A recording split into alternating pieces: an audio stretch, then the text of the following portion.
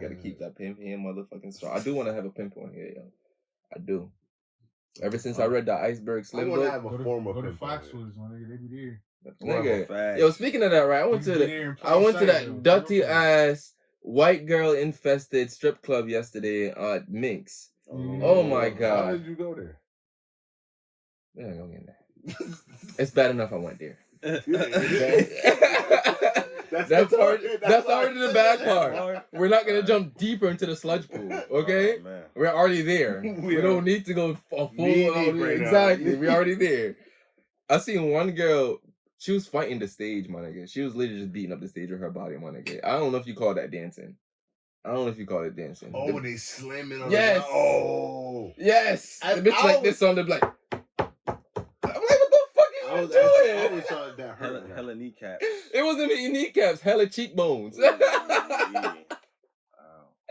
Hella cheekbones. Then she was like throwing ass back with another girl and she was sticking at her and she was throwing her shit so strong the other girl had to be like, nah, bitch, chill.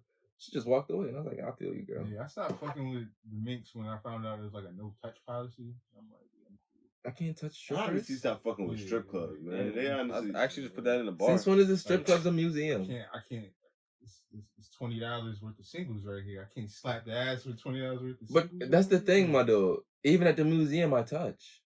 You're telling me I can't touch at the strip club? You're not supposed to. You're not supposed to. That's the point. Certain places, yeah. Exhibits. Strict rules. Let's just say on that night they was on niggas' bodies. You know what I mean? So, right. I take money and you got I'm rubbing it against that pum pum. Fuck that. Yeah, if you come and split your legs and bust that shit open, I'm like, that ass. I had a bitch grab a couple singles out of my hand with her pussy lips, my nigga. What? At the Minx, my nigga. But then you told me I can't touch it. I can't slap ass, my nigga. That's crazy. That's different. Yeah. She used the pum pum lips to grab the money. That's different. What's her name? Couldn't tell you if I remember. Bro. Hey yo, what? That's what you call a different, bro. That's what you call a domesticated cat, bro. Ooh wee. Hey yo, I've never seen that before. I'm trying to see that. That's a technique. Yeah, I'm trying to see that. That's a technique. That's talent. I'm not gonna hold you. That's talent. That's a technique. I almost didn't know what happened. Like I was shocked. You know, nigga, the question is, does her mama does the same tricks? Oh. Did she learn from her mama, or did it skip a generation? The question is, why can't I slap the ass?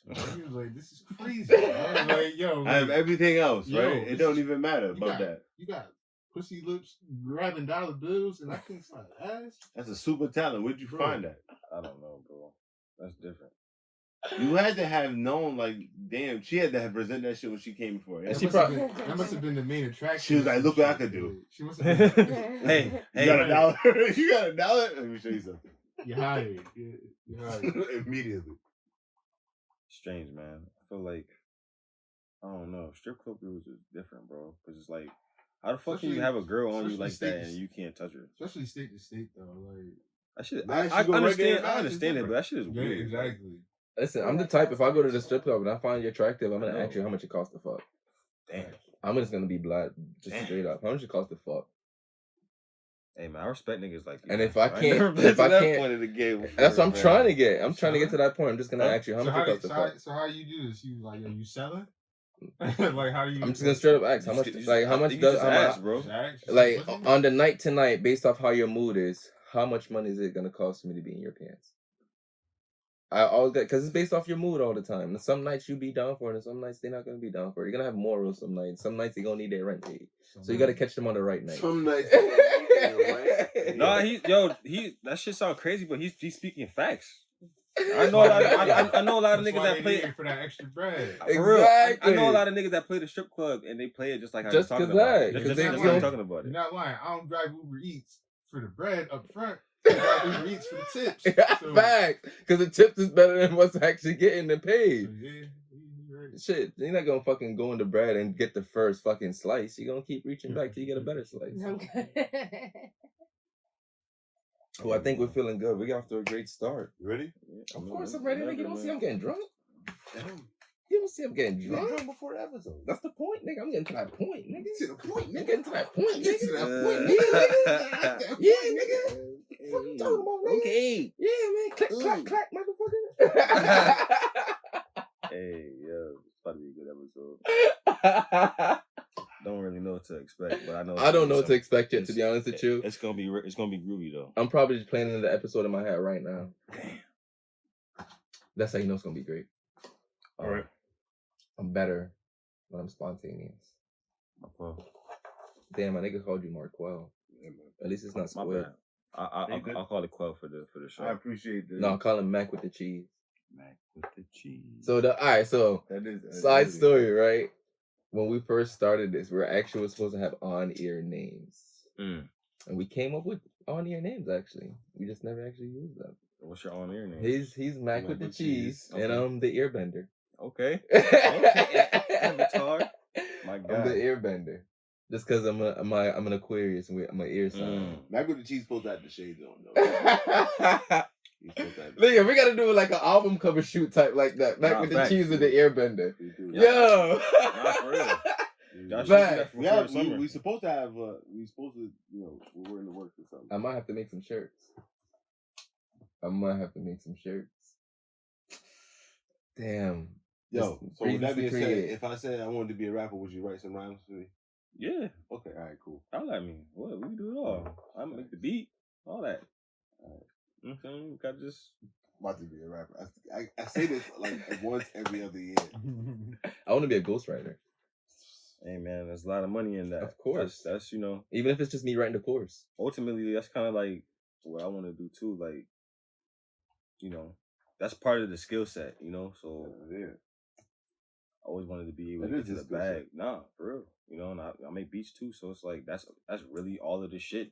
So it's like, why not get into creating things like that or enterprise like that? Shit's already been kind of groomed for it in a sense. Facts. Shit just goes hand in hand. Because it's a lot of things that I already want to talk about that he's talking about. So all right. Let's go. All right, get your legendary intros in. Hold up, give me some alcohol. Which one? Pull up. Whatever good. I got the closest. There you go. At least it's not your gal. Good one there. I'm gonna catch you during the episode now. What's that called? Shivers. 12? Is this a 12? Yeah, it's 12. Chivas. Cheap ass. Man, that shit is some strong. Oh man, got me feeling warm inside. Hey yo. My man said he's feeling warm inside. Feeling warm, man. Toasty. With that being said, do you, sir, have the toast on you? The toast? No, I don't. Damn, he's lacking. I am lacking. He is lacking, sir. Soon enough, though. Soon enough. Young man, is he lacking without the toast? I mean, he left the house. The way these white folks is moving, so, hey, bruh. I mean, yeah, Crazy. We were just talking about that. Just talk about that. That's what I said. Soon come. Soon come, though. Soon come. If they rob your chain, what are you doing to get it back? Gotta slide, bro. What you mean? Are you taking a body for the chain? Nah. Well, how much did I spend on the chain? The chain was given to you from getting your deal. Damn, it was given to me? It was your deal chain. I might have to slide. Trap phone said somebody. I'm not even on that type of shit, but like I might have to slide, man, because that's the signing chain. Niggas find me, punk me, beat me up on camera. It's all over Instagram Live. Thanks. It wouldn't work. Niggas was saying, as niggas was beating up, they were saying World Star. Damn. Grind face, like that shit type shit. And then all you heard was grab that nigga chain. Yeah. Yeah, I gotta devise. It had your name on it. I gotta devise an ill plan to go get that shit back. I probably ain't gonna slide on some regular, hood nigga shit. Do you get it back the same day, or do you give it a waiting period? The same day would be best, man. if I'm able-bodied enough to retaliate, because you said they was fucking. That sounds like you getting your ass whooped, bro. I'm not gonna hold you. That sounds like you going out real sad, like they beat you up. Ugh. So I feel like if you do some shit like that, the retainer fee on the ass whooping kind of goes down a little bit. So he's like, oh shit, that nigga got his ass whooped. But he got shit back the same day though. So that was hard. He did that shit by himself too. That alleviates the whole ass whooping itself. They gonna forget you even got your chain stolen. He like, yo, that nigga's different, bro. Cause how many niggas getting their ass whooping going back the same night to get their shit chain back by himself? Like, After niggas have beat him up, damn. Man. But then you risk the chance of getting your ass whooped again. So that's the other thing too. You gotta now see if you get your ass whooped again, you really is fucked. Just give up. Yeah. At that point, you let him have it. Just get re-signed. Yeah, honestly, just get re-signed. At that point, you gotta get the law involved. Yeah. Now you done fucked up. No. I'm gonna just charge that to the game, man. Law involved. And you went back twice to these niggas and they beat your ass. You gotta stop playing with these niggas. Go get your chain back. Hey yo, I'm You're trying too hard now. At this point, now you have to go get the chain back at any means.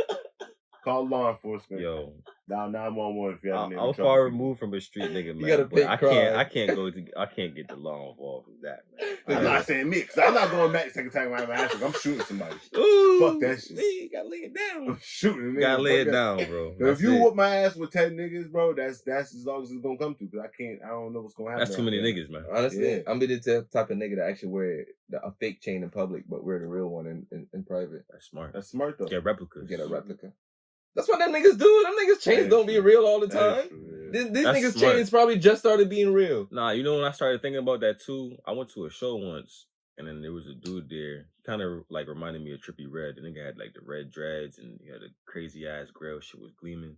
Big ass, thick chains. I'm like, before he started performing, I'm like, who the fuck is this person? Like, he just looked like he on already. But like, as I started watching him perform and doing this thing, I'm just like, oh, he probably just one of them niggas to just grab a whole bunch of shit just to look. He know like. to look like. He know to look. It's like one of them basketball players when I was growing up. That nigga had all the gear. Had all this. He had the sleeve. Jordan. He had the Jordan. He had the name brand shorts. Right. He got the New Jersey official and everything. Michelin Ness. Fresh cut. As soon as that nigga take a shot, diamond studs. Facts, yo. Nigga ready, my nigga. Right. Headband, everything. Geared the fuck out. Just because his mama could afford it. Or it's probably because his mom and dad's going through a divorce and they give them everything just to keep him happy. You know what I mean? That's how it would be with them white kids. Yeah, that's mad specific. I mean, hey. Was it? Yeah, I think so. I think that's mad common. I think because I'm married, I think about shit like that. Okay. I be like, well, for the white. I feel like we all know somebody. I feel like we all know somebody like that. Like, oh, we do. No matter. I mean, I do. White, black, I know a few. Oh, I know. Spanish. I know niggas actually take advantage of the fact that their parents don't get along. And when we was growing up. Because you too grown to be doing that right now. Yeah, man. Niggas that's doing that right now, too. You was a weird spun, you was a cruff. No girl should give you no pum pum for that. Coast. All my niggas, we coastin'. High grade, we smoking. On the highway, we rollin'. Crack a bottle, we toastin'. And with that being said, welcome to motherfucking Weed and Whiskey Podcast, where we only have great motherfucking personalities only here because when we're great, we have only great people that gravitate toward us. And to be honest with you, I'm gonna talk my shit. Fuck all of that. I'm gonna talk my shit. I'm gonna take my sip real quick. I'm gonna talk my shit before I do anything, okay? This man was supposed to be in this fucking studio way before this. This actually goes for a lot of people who have it, man. But this goes for you too, man. You're supposed to be in the studio for so long. Your music been in here way before you, you know? Mm-hmm. It's like your vibe and your words been in here way before you. And about motherfucking time, we got the man of the hour. I put people on with your music. I don't give a fuck. I let people know. Because you put me on. I let people know. So every time I go around, your music is in my regular playlist, man. This man is, I love this word. He's an artiste. He is multi-talented. This man does more than one thing. He can sit at a table and have multiple conversations, man. This man, I love the fact when he dropped the album, Songs From Me to You, when I learned this man produced every single thing, every song on there. Correct, right? Every song, right? Except for the bonus. Except for one. The bonus. Yes, except for one. Mm-hmm. He produced every song on there. Wrote every song on there as well, too. And I was like, damn, my nigga, you don't get tired? Like, did you sleep in between when you was doing this shit, my nigga? And you was working too? Like, damn, my nigga. And this shit came out so fucking fire, yo. It was so fire, I had to write a whole book inspired just off that shit. And the book is actually called Poems From My Soul to You, which is inspired off that whole album itself, man. That shit was amazing. It was a masterpiece. I felt like you put a lot of your soul into that. You put a lot of you into that. It was a personal side of you. It would allow people to, like, get into your thoughts. Because I know you're one of them people. I know this is a no humbleness podcast, but I know you're one of those people. You're a humble guy in real life. You know, you know your shit, but you don't sit here and talk about you know, but you don't. Well, you talk about how you great, but you don't do it in a way where you're trying to be superior to people. You're just doing your shit because as an artist, you have to talk your shit. That's facts. No matter what, and no matter what you're doing, if you don't talk your shit, nobody's gonna believe that your shit is great. Because you have to believe in your own shit. Right. And the fact that you are willing to invest into yourself so much, not even just on writing and making music, but actually producing it and bringing it to life. Because when you bring art to life, I feel like that's amazing, man. Bringing art to life is like a different feeling. It makes you feel like a father in the whole sense, you know? Because it's like that's your artistic baby right there, and just having you seeing you work. Because we lived across the street from each other growing up as well too. So we know each other growing up. You know, when I first came off the boat and shit like that. So we have friendship history from my nigga Richard lived across the street from us. Yeah, shit like that. Niggas throwing block parties, block parties those days. So I remember those days. And to see where you are as an artist right now, and just to see you being the person you are, molding into you're a great thinker, and you channel your thoughts into your words, and you honestly, I love your melodies with it as well too. You're very melodic with it, and you bring a very great sonic feel to the ears, especially when you listen. I'm just saying that because, like I said, I already told you I'm a genuine fan. So with that being said, we have EastLane Donte in the building, man. EastLane, baby, y'all know what it is. If you don't, then you know what it is now, man. You hear that, man? I'm already drinking whiskey. You hear that? That was a hell of an intro, man. He always did a lot of stuff. That's what you ain't hear me say. Give one of your legendary intros, bro. That was legendary, man. I can't even hold you. You said so much right there. Man, and I appreciate the love, man, on some real shit. Nigga, I told you, I'm a fan, my nigga. When I'm a fan of people, like, I let that shit be known. Like I tell people, if I can put nigga on with J. Cole, I could put a nigga on with one of my friends that I actually genuinely like. You know, nice. That's the same energy I put in it. Because if anybody get into my car, and then I don't have to actually go in and pick the song. They'll hear like a J. Cole, a Kendrick, or like, you know, they'll hear those top players, and they'll hear like one of my friends coming, and it just blends so smooth with the playlist because you're giving quality music, and quality music always, you know, it compares well with what's already out there. So it never makes a difference or change up the flow when it's just in your regular quality playlist. Music doesn't have a status. Thanks. Or expiration date. Or you don't have to pick and choose when you're in the mood to listen to, or when you want to listen to it. You know, it's one of those songs where, because your songs, they create moods, they create vibes. So when I'm in my moment and I want to come home and I want to reflect, I want to vibe out, I can smoke a spliff and I know I can turn on songs from me to you, and I can really just zone out. I don't have to put nothing into the background. I can really just listen to the songs and just smoke, and I can feel like it's an extension of me. Like, I feel like it's me really kind of expressing myself, and there's a lot of things in that I can connect to on a personal level as well too. Because like I said, when I was playing certain songs, like even like Gotta Keep Rolling, I love one of my favorite, Up, one of my favorite, Potion, one of my favorite. Like those are songs that I'm always playing when it comes on. Tekken. Oh yeah. So like I said, I love a lot of shit, and I just wanted to touch on that before we get into a lot of the ignorant shit, because I'm already getting drunk because I'm slurring. And so I just wanted to touch on just who you are and how much of a fan. And Qual, do you have anything else to add? I think you said most of the shit. No, say some more. But yeah. I mean, put him on the spot. Sometimes he's great when you put him on the spot because he doubt himself and he surprised himself when he actually comes through. No, there's no doubt. Oh, he better in life now. You just gotta go ahead and just start saying shit most of the time. And sometimes it sounds good, sometimes it don't. But either way. Nah, man, listen, I appreciate you coming because, like I said, he did put me on to your music. And, like, the moment he did it, I was like, I don't do this all the time. And I tell certain people who come on here, if I download your music, I really like it. Okay, word. Because he's more of, like, he'll give everybody a chance, and he'll give the local people a chance. I don't, honestly, I'm going to be honest with you, I don't. Yeah. I don't. I got the niggas that's hot right now, and the certain people that's in the industry that a lot of other people listen to. That I like, and that's why I play. But if I download your shit and I fuck with your shit, that means something to me. Right. Your music got downloaded immediately because we sat here and we smoked and we listened to that shit, and I was like, this shit right here is fire. I mean, honestly, I'm biasly speaking as well too, because I was a videographer at a show for him as well too. Yeah, but like I've seen him perform. And that was a wild show you came to. That shit was one of the Webster Theater. That's the Webster Theater. It was at the Webster. A whole bunch of white people was getting drunk outside, getting in fights. I think the ambulance showed up. I love it. Who was I love white people getting into fights. It's amazing. Was it Bones in them? Yeah, I think that's what it was. Yeah, I think that's what it was. It was Bones and you had Suicide niggas coming Boys. from like New Haven. Suicide Boys. You had niggas coming from like New Haven, Torrington. Yo, it was a whole bunch of white people. So wait, talk about that. All right. At that point, my fault. At that point, that was like 2015, 2016. That was like 2016, 2017. That was like when hip hop shows first started going crazy at the Webster. Like they wasn't even doing hip hop shows at the Webster yet, like that, like underground or otherwise. They were doing just rock shows, and the Webster's like it has like a I don't want to say weird, but a different history. They do a lot of other shit in there. Yeah, they do. Yeah, like they shoot erotic videos in the Webster. They shoot porn in the They Webster? used to. Well, then I might have an idea for you guys. You know what I'm saying? They used starring me. But I digress though. That shit was like at that point it wasn't really doing hip hop shows like that. I never even heard of the Suicide Boys. My little cousin was my DJ at the time. He was really into like a lot of underground. You're right. Shit. You did make your cousin a DJ at the time. Yes. Retro Blaze. Shout out Retro Blaze. So at the time he was like, "Yo, Suicide Boys gonna be at the Webster. That shit gonna go crazy." I didn't know, so I was just trying to get on and perform shows. You know what I'm saying? So we went.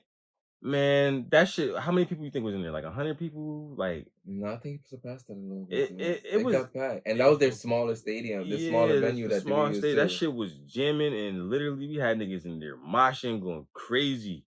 Yeah, I did have niggas having a mosh pit over there, going crazy, dashing water upon people. Right. I'd be damned. Not even dashing water on me. Fuck that. You feel me? And it wasn't even on no crazy shit. Oh shit, we got a Jiminy Cricket in here. Motherfucker came back to return. So when we recorded, you stupid bitch ass motherfucker. Hey, that's a lucky cricket, man. He got some questions. He actually in here. He got some questions. No, he was in here last time. I actually know. I think I know what this motherfucker asked. That's got to be a good sign, man. Nah, anything in the garage after certain hours, you don't belong. Oh Lord. Yeah, once you reach recording hours, you don't belong. Execution style. Oh, you got this nigga too. I feel like I did. He did too. It ain't making no noise. It definitely. If he come back, he taunt you. All right, for sure. Facts. He like, haha, nigga. Facts.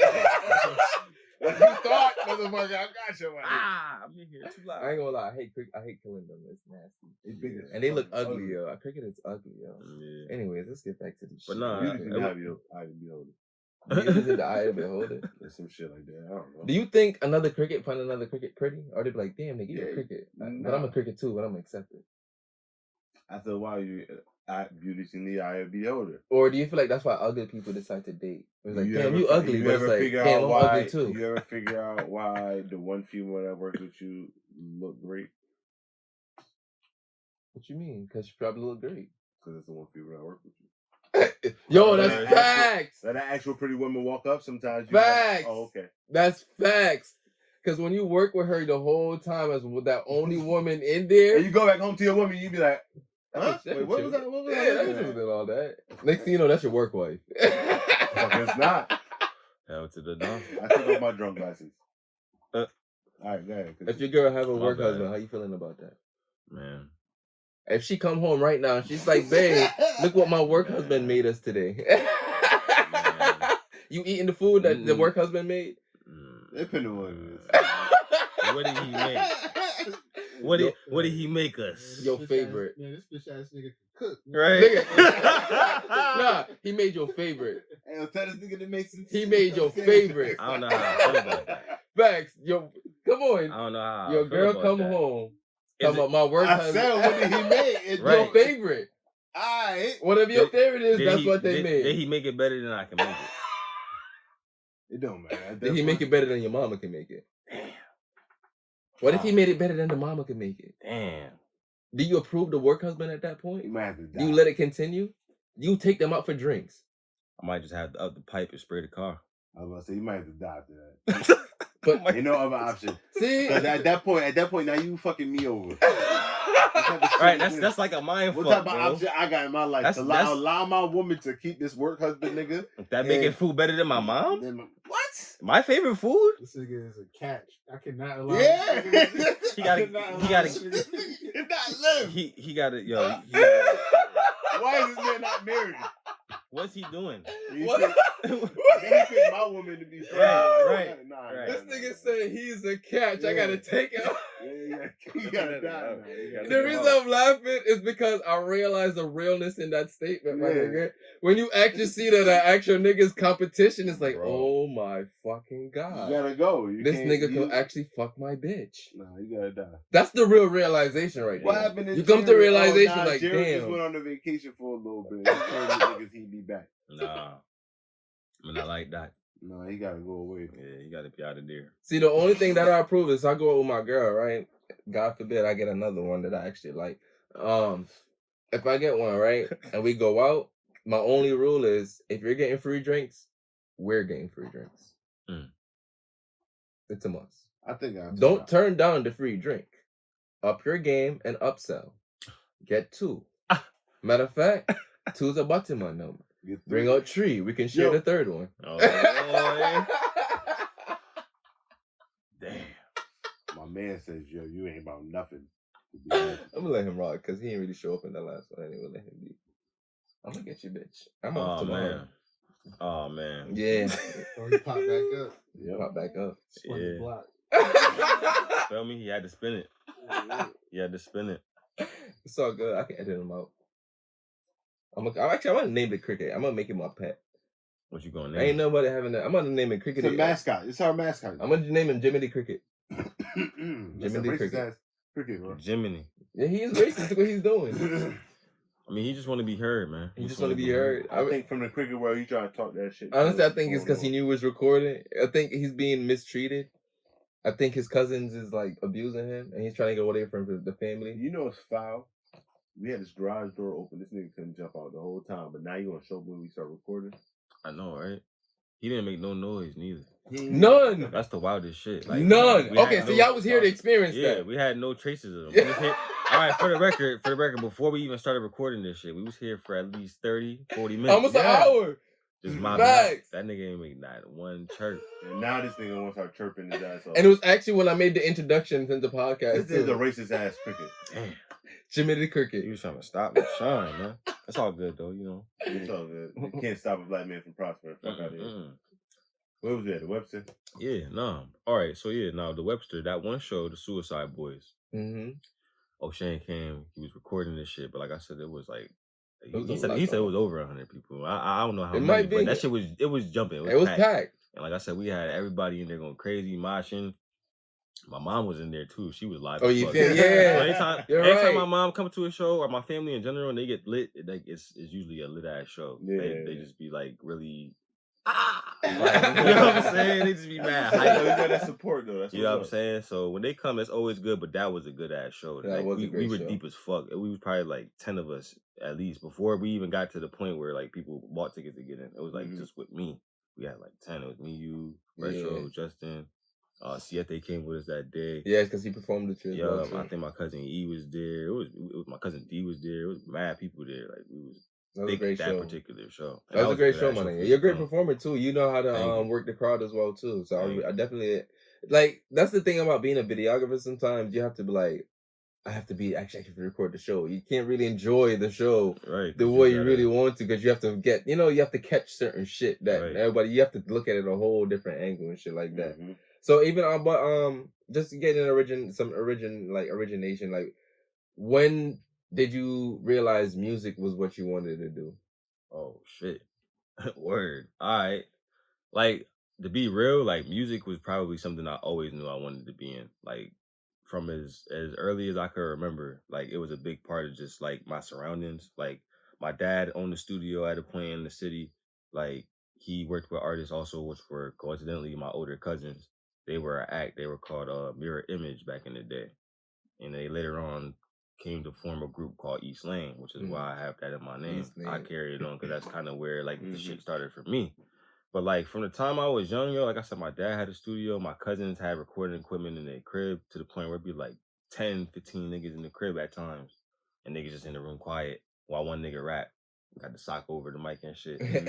And I used to just think that shit was just cool. Like, just to see it. I always, as a kid, you always kind of connect to music anyway. Your parents play shit, you hear stuff.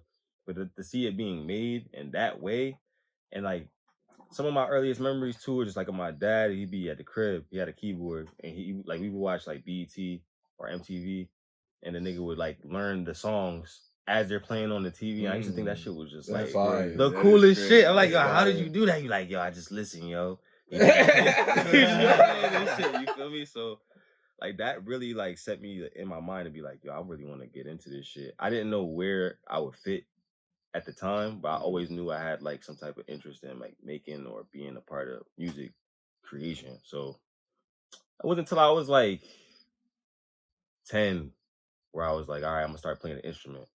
I wanted to play the flute because I used to play like N64. It was this one game called Star Fox. At the end of Star Fox, it was this ill ass like ocarina, like piano or not piano, ocarina like flute sounding type of shit. So I wanted to play the flute, but my cousins, it was kind of like, yo, that's kind of like, you know, fácil. So they didn't want me to. They're gonna play the flute. Yeah, you know what I'm saying? They kind of discouraged me from playing this shit, but I still wanted to play an instrument, so I learned how to play the keys. Okay. And then I had like teachers intermittently, like from like 13 to like maybe 15. Like I have a teacher for like a year, and then they like most of the time they were practicing students themselves, so they would leave. And then around that time, my cousins I was telling you about that were just like rapping when I was younger, they found out I could play the piano, and they were all making beats and shit, but they didn't have like any like musical background. Several like my other cousin D, EastLane Donte, he played the trumpet, but he didn't really do too much other than that. So when they found out I played piano, they were like, yo, nigga, we making beats and we don't know how to play shit. Like, you could definitely make beats, nigga. Like, here. So they showed me like that's when you started disappearing off the block. Yeah. No, real talk. Real talk. Yeah. Because, like, literally, he opened this shit up where it was, like, almost every weekend. He was like, yo, you can come over here as much as you want. So literally, every weekend, I would go to his crib. Like, he had better video games than me, so I wasn't tripping about the games. Then they had all the beat equipment, so I wasn't tripping about that. And he was like the cooler older cousin, so it was like I didn't have nobody really on my back. I could just chill. Him and all his older people, I was just chilling. So niggas really put me on around that time, like 14 years old. And then from there, I still wasn't really rapping until I didn't start rapping. I didn't make my first song until I was 19. But I'm gonna get to that. So you've been making beats the whole time? Yeah, since I was 14, I was making beats. Since I was 14, and I loved it, yo. Like it was something about it. After I made my first one. Just something about it was just like, yo, I gotta just keep doing this. Like, this it's fun, it's dope. Like the reaction I was getting from my cousins and shit was like, yo, this is dope. Yo, it's rewarding. I felt like good. It made me feel like I never really felt like that before.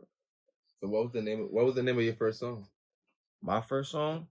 The first song I ever appeared on was called Smoke Is the Same, featuring RP LP, my brother LP. Future Allah, which back then was Future Montana. Future Montana. Yeah. Do you have any? You can think of some of the verse on top of your head right now? Damn, put me on the spot. That's what we do. Damn. What did I say? If I could remember the first couple bars, I might be able to remember the rest of the shit.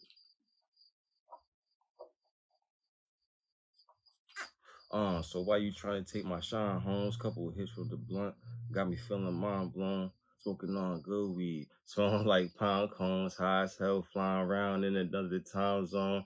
I didn't want to come back, but they forced my hand. These other fake niggas just don't seem to understand how your boy stay fly, no Peter Pan. I forgot the rest of the verse. At least you remember some of that shit. Yeah, but man, I was so nervous recording that verse too. Because that was my first time ever recording, and it was in a room kind of like this, but it was way more people. It was like, ironic how I said, like, when I was growing up, I used to see mad niggas in the rooms, like, recording. There's like 10 niggas in the room. And my first song, 10 niggas in the room. We was all in the same room. Full circle. Full circle, bro. So, like, even the way that song came about, because I wasn't even going to rap, my brother LP kind of, like, came. He was like, yo, he flew away. He was going to Florida. He came back. Unexpectedly, he was supposed to go out there to move or some shit. He came back, and then he was like, "Yo, I'm back out here, nigga. We need them songs." Because me and him, I wrote a lot of songs at this time, but we had never really recorded anything. We did like a lot of freestyles at his crib. This nigga used to like kidnap me after school, he wait for me at my bus stop, and then we would go to his crib and just record on his computer. Like, my dad thought I was doing drugs and shit. Like, yo, I'm home after school. school. You at this nigga house for mad hours. What y'all doing over there? I'm like, we just rapping, yo. Like, out of weed. We just rapping. You feel me? Out of weed in my dudes. Nah, I wasn't even smoking at that point. That's what they was thinking. Out of weed in my smoke. In my smoke, the Ross weed. That's exactly what I was doing. I was smoking weed. They thought that shit. But yeah, man, that shit was a crazy experience. And then after that, LP was mad, like, adamant about me rapping. He was like, yo, all right, we did this one song. I got like 5 songs on my album I need you to be on. I'm like, bro, what? Like, I don't even rap like that. Like, what are you talking about? Like, nah, I know you can rap. We just did that one song. And that was on my birthday, too. We went and did that shit on my birthday.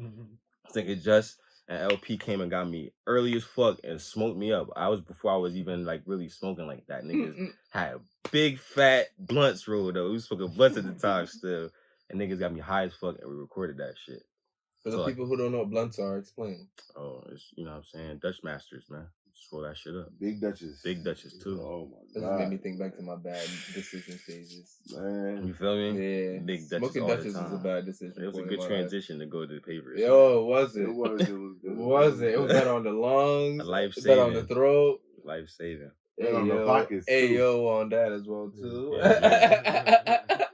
Yeah, man. After that, bro, like I said, he was adamant about getting me on some songs, and shortly after that, he was taken from us, man. He was killed, and then that shit hit a lot of us really like hard, you know.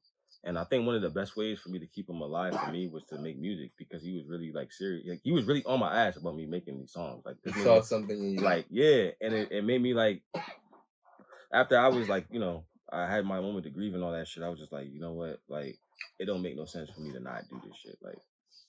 I could see what he saw in me, and I feel like I could do that. Like, and it was already in alignment with kind of some things that I felt in myself just prior. You know what I'm saying? Like, that's why I even met him. That's part of why I met him, was through the music and the bond of that.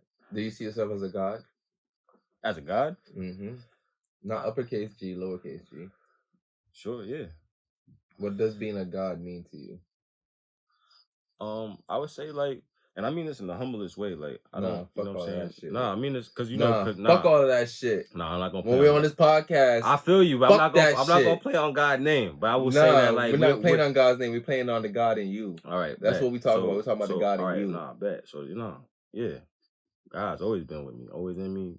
That's not what I asked you. Move through me, all that. That's not what I asked you. What you asking me, Ocean? I asked you, what does being a god mean to you? It's a big responsibility, man. You got to create. You got to put things out into the world. You have to make things intentionally too. Like, that's the thing, is like, a lot of people, like, we all create. Like, whether or not you're an artist or anything, like, we're all gods of our own worlds in a sense, because this shit don't move without you, like, and nothing moves without God. So it's kind of like one of those things. And what that means to me, pretty much, yo, is like I said, like, you have to create and you have to be intentional. You got to know what you're doing, what it's for, why you're doing it, who, like, all of that. Otherwise, it's just being used in the wrong way. It's being manipulated and weaponized in ways you don't even realize sometimes. You know what I'm saying? There's a lot of shit going on outside of this physical plane that we can't explain or we can't touch on, but it's there.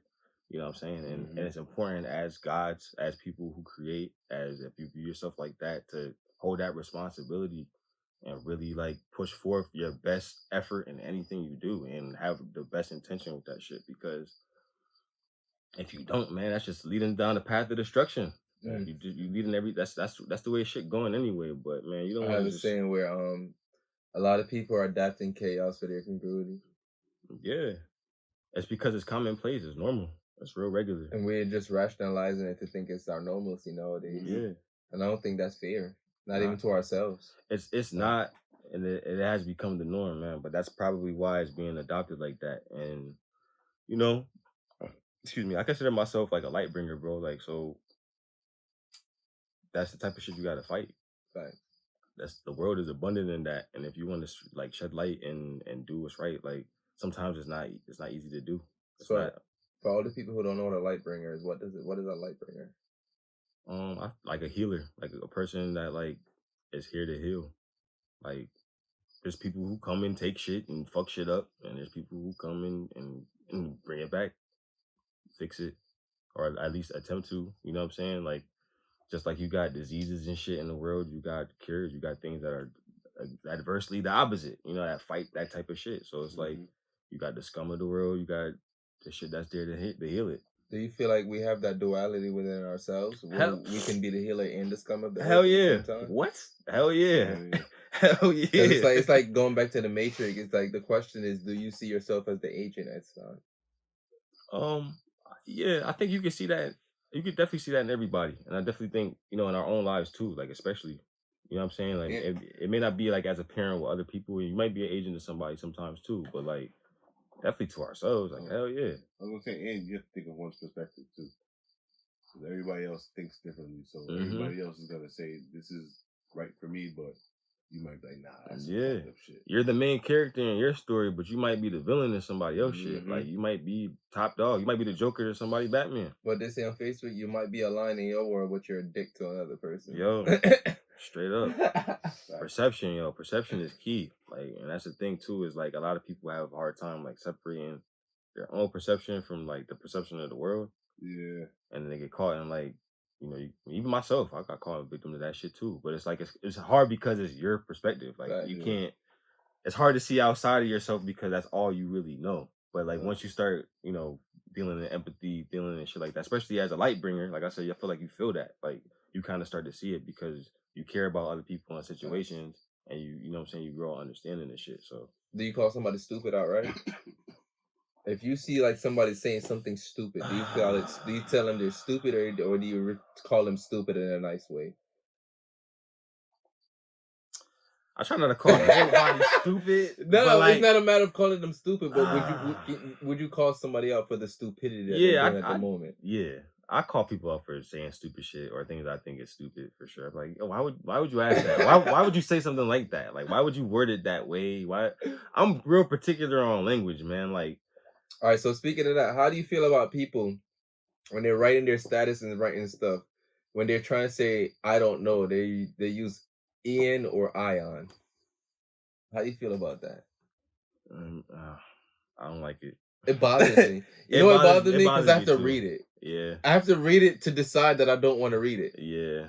And I have to read it enough to realize I don't want to read it. And I already had it in my brain. And I don't want that. Choose a deck. No homo. Oh, man. I got you. Last call. Happy hour. Extra dirty with a twist on the rocks. You got OCD? No, maybe I do. It was like a literally flipped the only two that I was spaced differently. You got AC, you got OCD. This one is wow. This one is like with a twist. Yeah, because it's the twisted either way. You be thinking that's probably one of the most easiest ones. Really? Nah, I'm not gonna stick that one out because I know the questions. I don't like that one. So I wasn't gonna pick that one anyway. Yeah, choose from that one right there. We're gonna bring in some shit. No, let's do happy hour, man. Happy hour. Let's do happy hour. Happy hour, man. That's like modest, right? So as we break onto this kind of cards, where do you see yourself as an artist in 5 years? In 5 years. Man, in 5 years, man, I hope to be a household name, man. I've been working at this for a long time. Mainstream? Shit, yeah, I hope so. As a mainstream artist, do you see yourself changing as an artist? Yeah, I feel like you have to be kind of, you got to be malleable as a mainstream artist. You got to be able to adapt. And I feel like the one thing that people have always said about my music is that I'm versatile. Like that's one thing I hear I think you're very versatile as an artist myself too. I mean, you can do everything. I mean, you produce your own records and you run right.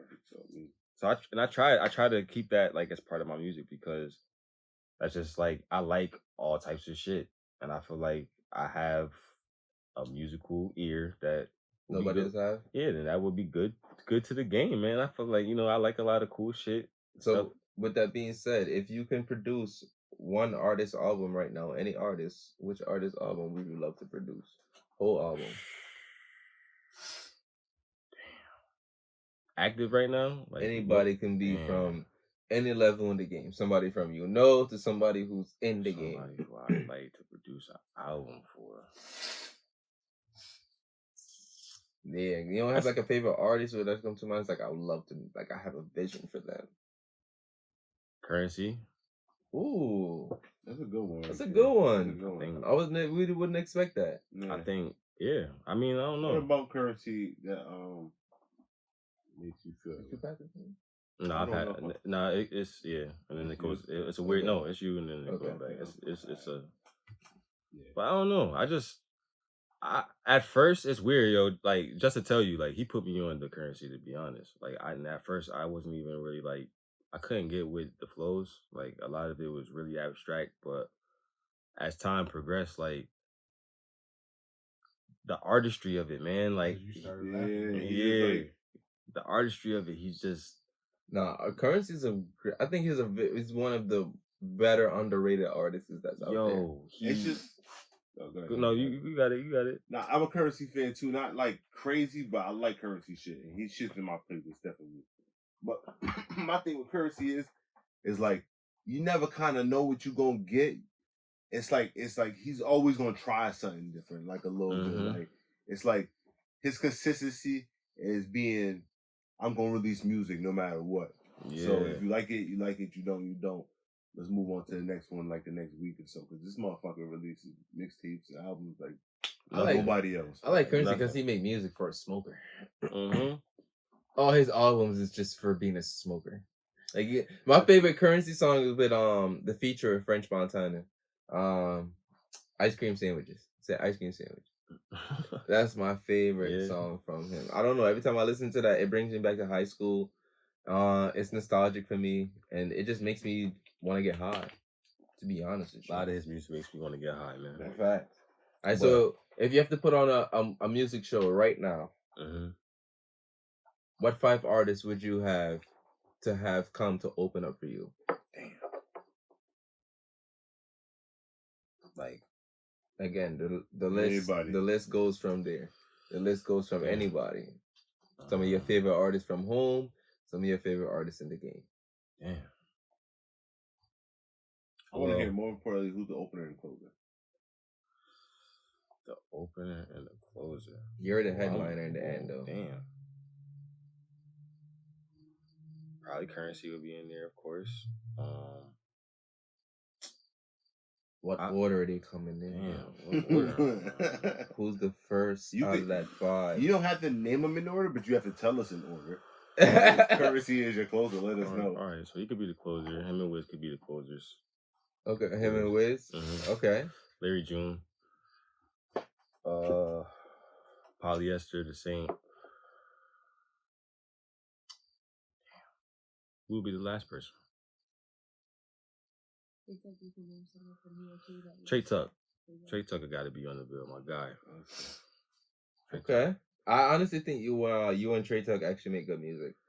I feel like when you guys collab together, it's actually good body of work that actually comes out. Trey Tuck is actually another great artist from here as well too. Honestly, I think Trey Tuck actually put a lot of work into what he put out in there in terms of music. You can tell he crafts his shit differently. He curates it to a vision that he actually wants to actually be put out there. He put time into his music, and I definitely respect people who put time into their work. That's my guy, man. The funny thing about me and Trey is we knew each other before music too. Like I was making beats at the time still, but you know we knew each other off the football team. You know what I'm saying? Like you're a football player? Yeah, Lancers, man. What position? I was a tailback. Word? You tackling niggas? I mean, I could. They had me on special. They had me on special teams. The question is, did you tackle niggas or you could have tackled niggas? I was tackling niggas. Alright, no nigga said, I could. Because I wasn't the biggest dude and I was young too. So like you had spunk. I had spunk. Yeah, I wasn't running from no niggas. I wasn't, you know what I'm saying? He was gonna play no matter what. You feel me? I played like I was a bruiser, but really I was only 175. Niggas is like, you know what I'm saying, minimum 185 and shit. Facts. You know what I'm saying? And I was a young buck too, so when I was a senior playing and shit, I was 17. I had to get a late birthday, so niggas was already 18, 19, growing into their grown man bodies. I remember those when you really but that was around the time I started smoking weed too. So it's like you had to balance being athletic and being a smoker. Yeah, it was a tough transition, yo. It was tough, and it was weird because it's like I can smoke and play soccer, but I get tired playing basketball when I smoke. It was weird, and I ran more in soccer than I actually did in basketball. I just ran faster in basketball. It's a lot of back and forth. Yeah, it's a lot more. The spurts is a lot different in that. Yeah. Did you play any sports in high school? Just football. Just I football? tried to do track, but they were trying to D-block me off the team. Man. Why, nigga? I don't know. My grades wasn't good at the time or some shit like that. But you got F's and shit in high school? Nah, that's the thing. And I never was a kid to get F's and shit. I might have had like a D once upon a time. Hey, yo. Nah, I mean, yo, it was. I can't even hold you. Keep one of those on me. Fuck out of here. But nah, it wasn't. Like there. a dyke, my shit don't get detached. I can't just throw my shit on the wall and it sticks. That shit gotta, you know what I'm saying? But you know what I'm saying? It is what it is. But I have no choice but to leave out the house with it. Just track, man. I mean, just football. Man. I tried to get into the track, but they was trying to D-block me. Man. And it was hard because I went to school outside of Hartford. Like I live in Hartford, but I went to school in Bristol, so we didn't start having like transportation and shit like that till like my later years in school anyway. So I didn't even start really playing football for my school till like my junior year. So your junior year. Yeah. So that's all. So you didn't play throughout your whole high school year. Nah, I played like a little bit of like midgets and that kind of like, you know. That word is funny to me. Midgets. But you know, little league, you know. Right, and they don't get mad at them for saying midget league. Fuck out of here. That's fucked up. Nah, they're not midget league. Yeah, midget league is little league. Wait, there's a thing called midget league. Little league. Wait, there's a thing called midget league. I said, for the little kid. Oh. Nah. That is not the political right word for them, Marquel. Nah, I'm talking about the little kid. They call him the midget league. I thought it was Pee Wee League. Pee Wee midgets. Oh, They got a whole bunch of different euphemisms, man. Yeah, it is what it is. Them just some little niggas. Yeah, the youngins, man. The youth them. Yeah. That's what we call it. The youth them. The pick-me. If you could give your 13-year-old self advice right now, what advice would you give yourself? Go harder. In terms of everything. Don't be afraid. Don't be afraid. Go harder. Take more risks. Yeah. I want to go back and change anything that I did, but I mean, you know, just while you're younger, you got to just go harder. You know what I'm saying? Like, why not? You got all the time. It's more flexible at that point. You know what I'm saying? That's not a time to really play conservative. Like, go hard. It's gonna be a time where you're not even gonna be able to go half as hard as you could go right now. So it's like, you know what I'm saying? Especially with youth, you know, that shit comes and goes. So yeah, I was just telling him that, man. Like, go harder, and he went hard, man. He definitely did. I think he just needed like a little bit more some pushes. More people tell him that to go on what he felt. You know, go hard. Lean into that, like for real, like, you know. Do you feel like if you started doing certain things early in your life, you would have still been doing it today? Or you feel like everything happened at a perfect time in your life? Because, like, to give example, I always said, if I actually started this podcast when I started videography, I would have never been podcasting. Because, like, one, the commitment that I have nowadays and the vision that I have for myself isn't the same that I had when I first started doing it. So I wouldn't be able to commit to it. So would that same logic apply to anything you have done in life? I say so, kind of, in a sense. Like, yeah, like there's parts of my musical ability that I kind of tapped into later that kind of come back full circle again. So it's like, yeah, I feel like everything has its divine timing, and of course you want things to happen differently, or, you know, when you want them to happen. But like you said, sometimes stuff like this happens because you got to be where you are in the moment, and you have to be, you know, the best version of yourself. So, you know, you can always wish things were different, but yeah, at the end of the day, like, it all happened for me to be right where I am, doing what I'm doing. Well, I need you to ask a very light question, because the question I'm about to ask next is gonna I need you to take a shot for it. So ask a question. You need me to ask a very light question. I mean, it's not gonna be that crazy for the shit that we said on here, but this is kind of crazy for me because I'm gonna say it. I'm about to drink for this. Okay. Go ahead. Okay. What do you think the political landscape of the United States? I don't even know what that question means. The political landscape? What the fuck is that? To be honest with you, you don't know. It's bad. Okay, he knows. Okay. I'm gonna just say that it's just bad. It's just bad. I'm gonna just leave it like that. It's just bad. It's just bad. We need help. Here we go. Light question. That's a light question. I hate that. Let's go. Send help. Can I get a drink too for you? SOS. All right. So this question says, true or false? Sometimes it's okay to have unprotected sex.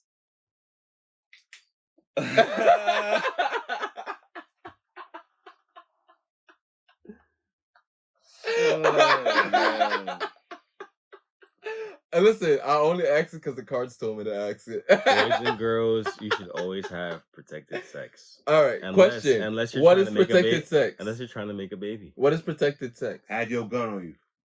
Right, have the strap. Would it be devil's advocate for me to say it's only unprotected when you know you have to protect yourself from something she has? No.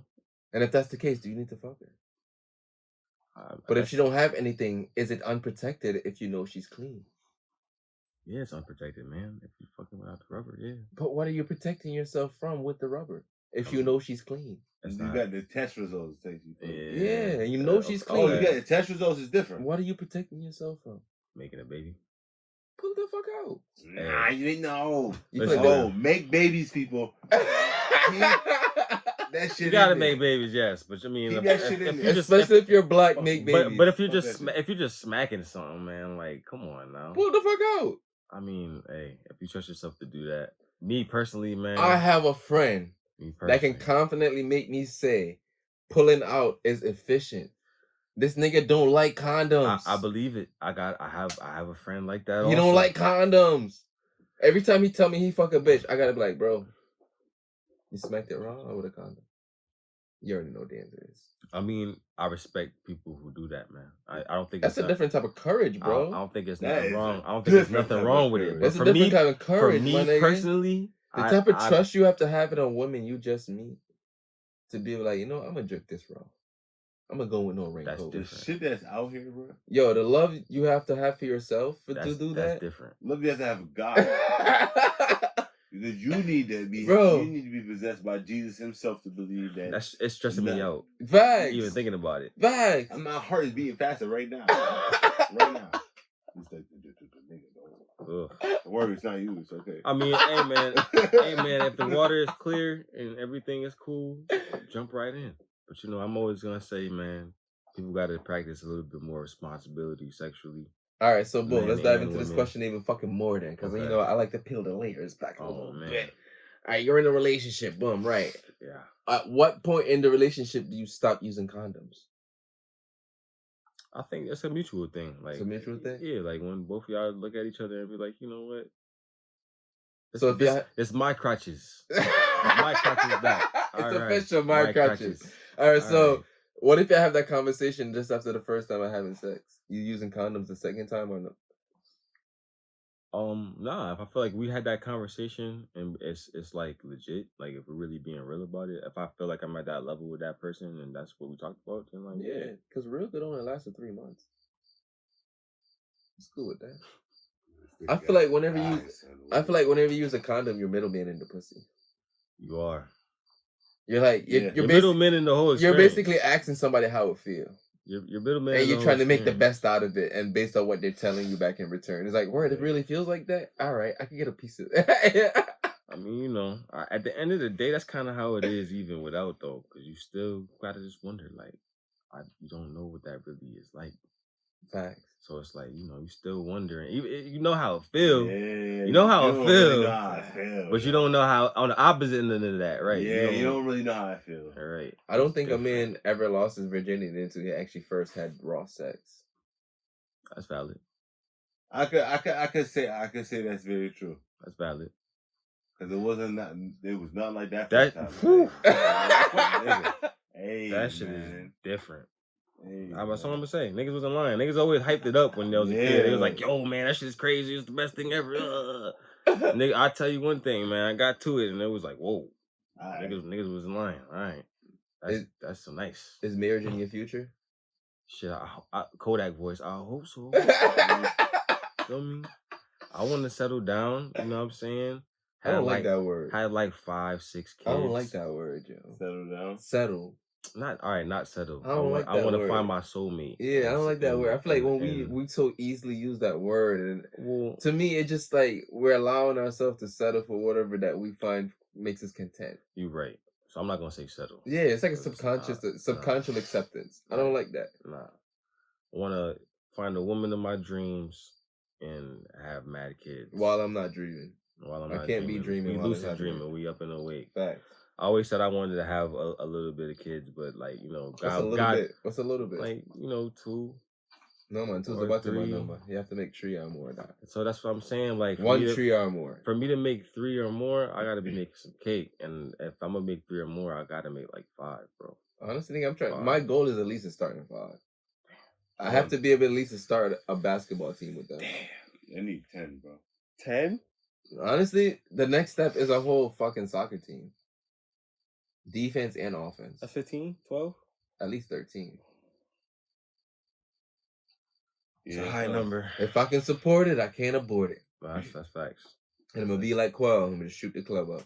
Shoot the club up. Bro. Yeah, on a Tuesday, on a Wednesday, on a Thursday. It don't matter. Everything. It don't matter. Damn. Team no pull out. Hey man, at that point in life, you know, hopefully shit. That's what I want to do. Like I want to be able to just grow.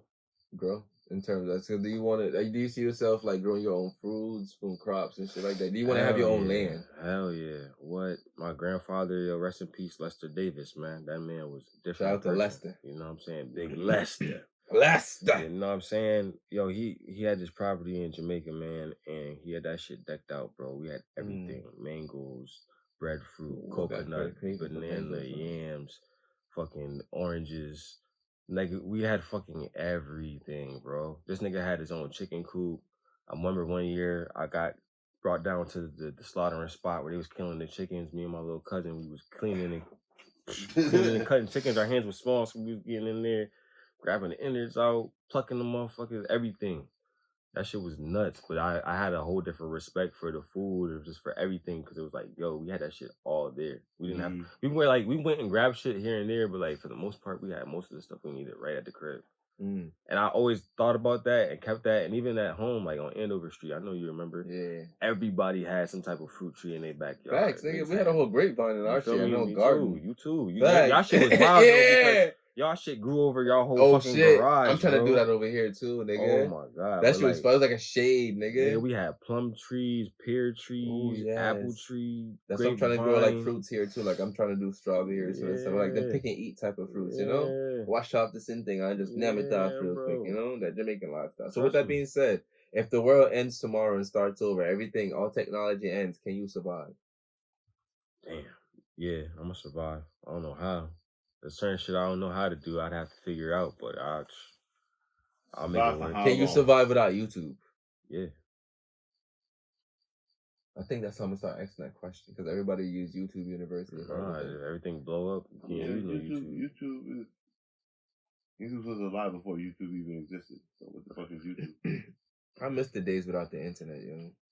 Those are simpler times. Yo, those are the days. I grew up a little bit in those ages. Bro, you can be the wildest you, and you know you don't have to remember or look back on it unless somebody brings it up like a dickhead.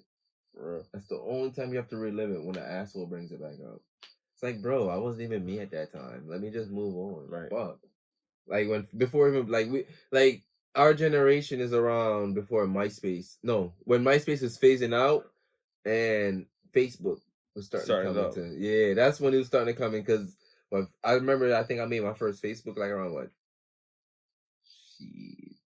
2007, 2008. Yeah. Like around there, like before I even started going to high school. Damn. That's around then, man. Yeah, but I mean, 2009. Facebook. Yeah. I had Facebook for a minute, bro. Probably like 2010. What were you using your Facebook for back then? Meeting people. Yeah. And like linking up, meeting some hoes. I was trying. I mean, I ain't really. I think we all try to use Facebook as dating sites. I never was really one of them dudes that got off on them type of shits. Like I tried, but it just wasn't for me. So, I used it mostly just to connect with people I knew. So what really got you off, man? Yo, what you mean? You one that just said you don't really get off on Facebook. So what really get you off? Oh no, hey, yo. I didn't. I ain't really get off on nothing, man. Yo. Was EastLane Donte your first rap name? No. I was known first as J-Dub. J-Dub. Yeah, my name is Javon, so you know, J-Dub, man. People was calling me that, so EastLane Donte, like it kind of happened by mistake. Like I just kind of put that in like all my handles and shit. So because it's EastLane, Donte was my name. That was like the name I was going by just initially, which is Donte. But All right. With that being said, speak on the importance of not having any special characters in your name for streaming services. Oh man, that's important, bro. That shit is stupid, bro. Like I found that out the hard way. What do you mean? Yo, cause all right, on my name, exactly my name Donte is a tilde on the E, so it's I kind of labeled it that way when I cataloged my music at first, but then it got to a point where it's like you could put the whole name in the right way, but if the E at the end didn't have the tilde on it, my shit won't pop up. So and it's stupid because it's like they ain't no other EastLane Dontes, so it's like, and then other niggas started getting cute and like releasing music under eerily similar or exactly the same like monikers. A matter of fact, before what? Yeah, niggas copying you? Yes, nigga. Yes. Yes. Niggas copying the name, copying the album names. I remember before I put out songs from you, I was teasing it. Motherfucker dropped Donte EastLane or some shit like that. I swear to God. Donte EastLane. Nigga, I swear to God, bro. I can't make this shit up.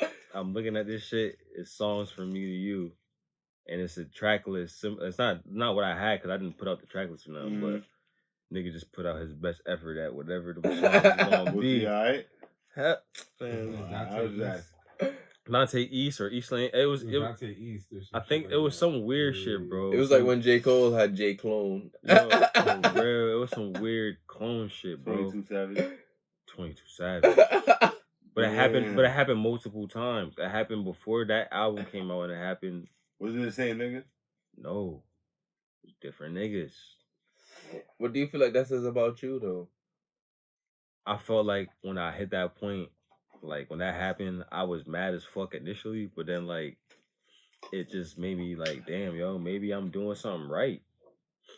You know what I'm saying? I'm sorry, I just seen the face clone, baby. He took that shot. He took it to the neck. Straight up. He's still making the face. Yeah. He just regretted that whole shot. I ain't regret it. He just knew exactly what it was gonna do to him. It's gonna hurt. Yeah, I should have waited for that one. Oh man. I'm sorry, I keep replaying it in my head. That face he made. It keep popping back up. Like I just like the face when you smell some frozen pom pom. Exactly. Catch your whole.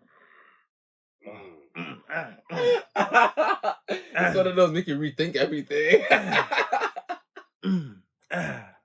You ever had those drunk moments where you had to rethink everything? Yeah. That shit is bad. When you get to those points, bro, like, it's like, why am I here?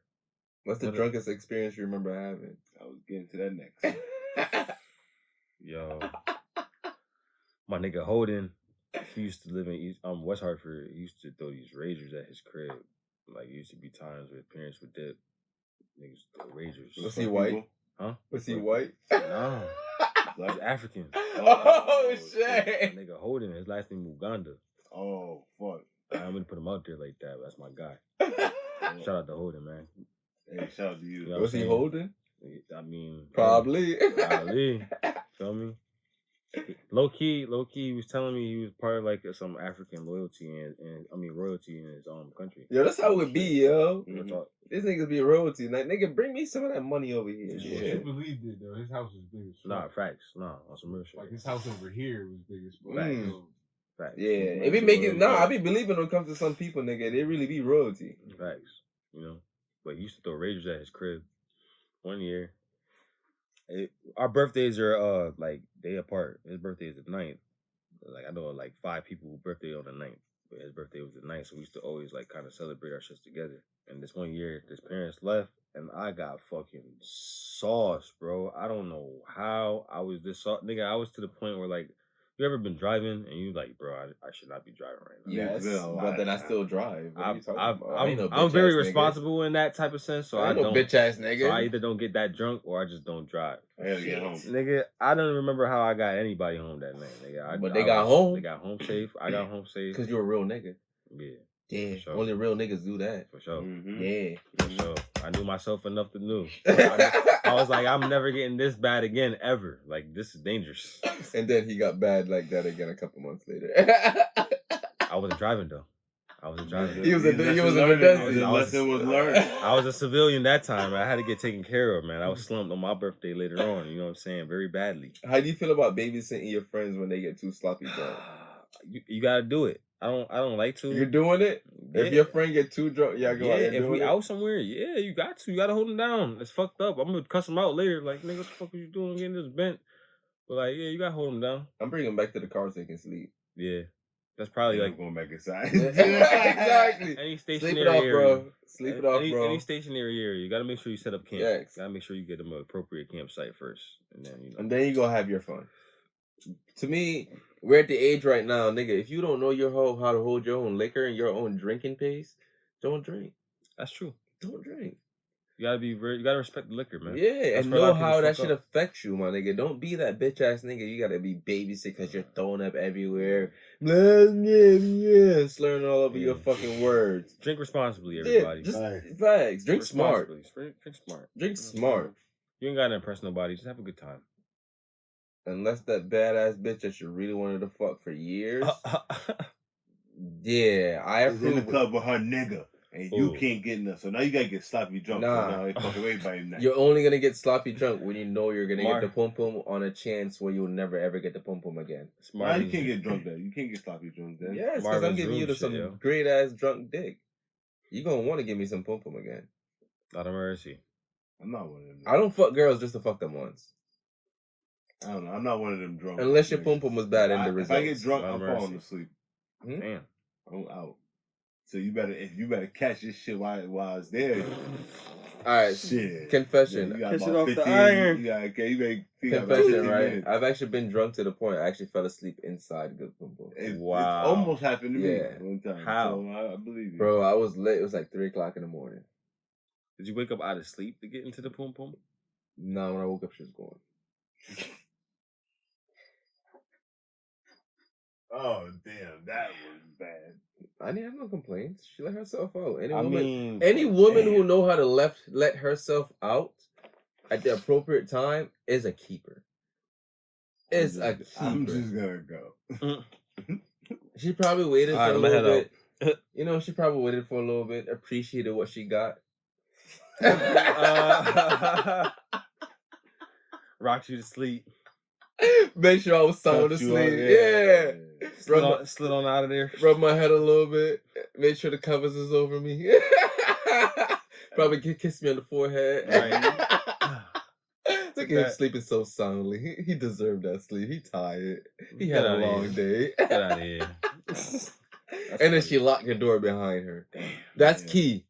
Yeah, that's key. Big key. They locked the door behind her. You know, I can't lie to you. That is that's a pretty decent one. So you know how to lock down some shit, man. You know how to hold it down. That means you with the shits.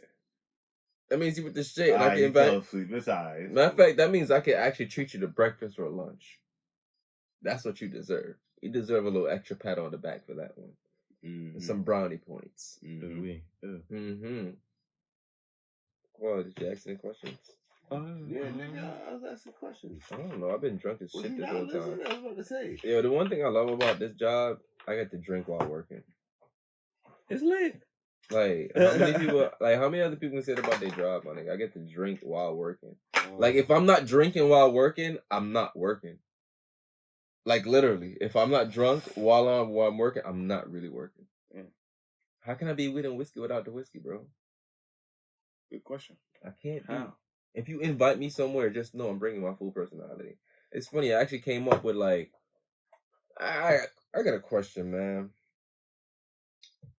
How does mental health plays a role for you in your artistic journey?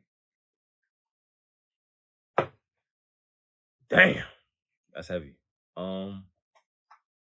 I don't know. I don't think until recently it really was like a thing. I didn't really think about it. You know, it's kind of like taboo and like the Black community talk about mental health and shit like that. Mm-hmm. So off top, like it wasn't really nothing that I like thought about. You know, I got to a point in my life where shit was crazy, so it became something that was more on the forefront for me. Probably like end of 2017, and it's like been a kind of like a work in progress. So I say like now it's really important because I see the difference in the space I was in when I first started making music. Maybe like 5 years after that, you know, more time after that, I'm just seeing more and more. I'm like, damn, you know, you get more and more responsibilities, more shit going on. So you got to really make sure you hold the shit down. And for me, like a lot of my music is off of a feel. So if I feel fucked up, it's hard for me to create. Is music like a form of self-care for you? Yeah. But it's also like something that dehydrates you in a sense. Yeah, it's self-care because it's like expression. But it takes so much out of you just to give it to the world. Yeah, and to get it the way that I want to get it. You know what I'm saying? Like, I'm kind of a perfectionist, and I've been doing it for a while, so I want to make sure my shit is, like, correct. You know, it's a certain way I view myself, so I want to make sure that people can see me in that light, too. And it takes a lot. You know what I'm saying? It takes a lot of money. It takes a lot of time. It takes a lot of energy, especially when you're as involved in it as me. Like, I'm not saying that other people aren't, like, involved in their music, but like I produce too. So that's a whole nother hat and a whole nother space I have to exist in as a creative, not just as the artist or the writer or the rapper.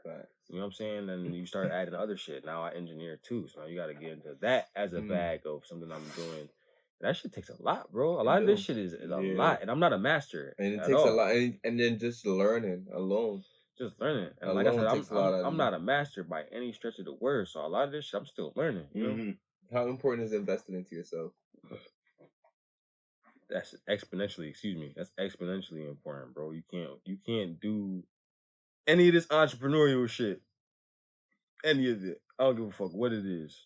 Selling something, making something, you can't do none of that shit without investing in yourself. If you don't invest in yourself, you can expect nobody else to invest in you, to fuck with you, do nothing. Your shit ain't gonna move. You might as well just say that you do that for fun. Don't even tell niggas you doing whatever that is that you doing if you ain't putting no bread behind it. Investing in yourself is like talking your shit without talking your shit. Right. Yo, specifically for rapping, what do you think is more important, an image or the reality?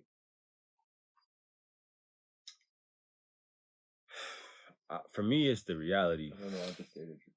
I was waiting for you to say some crazy shit like, "Wow, bro." Nah, for me, it's the reality. But I think it's important. You gotta show people shit too. Like that's equal. I'm starting to see that's like maybe even more important because I've seen a lot of niggas fake it and get clout and advance themselves through just making shit look good. So it's irrefutable like data in that. Like you got to make it look good no matter what it is. Yeah. Because you could do the most amazing shit, but if you don't highlight it like it's the most amazing shit, facts. That shit nobody give a fuck. Right over motherfuckers' heads. So it's like you got to make it look good too. But I feel like in the era we in now, people put a lot of emphasis on that. And then that's what exposed people. That's what put people in fucked up positions. That's why you see people that you may feel like don't necessarily need to be where they at in certain spots because you feel like, well, damn, that nigga got there, but he's not really, or they're not really at a point where they can sustain that energy or that momentum.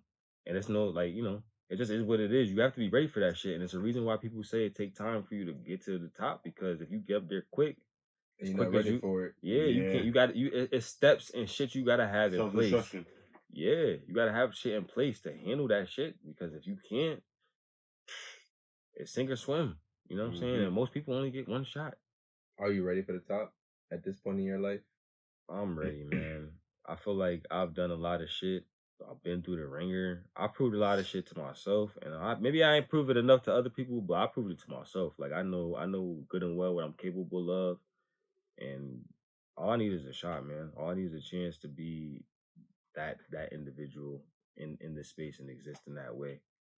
And, you know, I'm working on creating that environment where I could do that, you know. But until then, Man, I'm just keep striving for that. I always knew I could do that shit. I wouldn't even have tried to do it or step into this ring respectfully, because I have a lot of respect for hip hop and the game, music, the culture, all of that shit. Like, I have a lot of respect for that. So, like, I would never even enter into this realm if I didn't intend to, like, really represent and really be, like, you know what I'm saying, authentic in my artistry, like, and really do that. So, you know. Before we even get too far, I want to take this time to highlight a lot of local shit. So, your top 5 local artists from your hometown that you like to work with, that you worked with and enjoyed working with. Don't have to be in order. From my hometown. From your hometown. From Hartford. Mm-hmm. Or just from your home state. Okay. Favorite collaborators. Obviously Trey Tuck. Mm-hmm. I said we got a lot of work going. We're still working together. We did Price of Fame, his first album together. And then It Won't Last Forever. I had a couple cuts on there. He also had me featured. So, you know, shout out to Trey Tuck, Future Allah. Of course, like I said, he was on my first song, As Future Montana. Like I said, he did the hook on that song. Mac the Great was also on that song. I had to mention him also. Locally, I want to collab with Swoop Haynes, man. I think he's pretty dope. You know, especially like his resurgence recently. He's been putting out a lot of strong work, a lot of powerful music. Yeah, man, I love his production. I love his delivery, man. I think he's dope. I like to do some work with him. Carlo Razzi, you know, that's my man. You know what I'm saying? We haven't really worked on a lot of music together, but it's always been like good energy, good vibes. So I feel like we can curate some shit. And then, there's a couple other people too, man. Ty Hooks, I think he's super dope. Ty Hooks. Yeah, from the East. Stocky nigga. Yeah, that's man. My guy right there. Part of a criminal, the whole gang over fire. there. Underrated in the motherfucker. Jaden Castro. The dudes is dope, man. Jaden is fire too, I ain't gonna lie. Justin Lifshitz. Producer wise, what producers do you enjoy working with? I want to work with from your home state.